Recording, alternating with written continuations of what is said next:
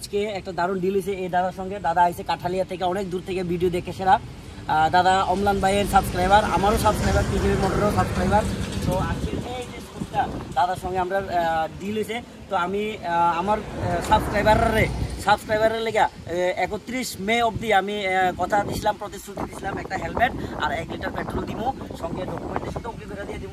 তো আজকে আমি দাদারে একটা হেলমেট হাতে তুলে দিয়ে দিতেছি, সঙ্গে বাড়ি অব্দি যাওয়ার লাইবিলিটি নিলাম, 1 লিটার পেট্রোল দিয়ে দিলাম। তাই বুঝবো কিনা জানি না, বাট আমি কইছি 1 লিটার তেল দিব, তো দিয়ে দিছি।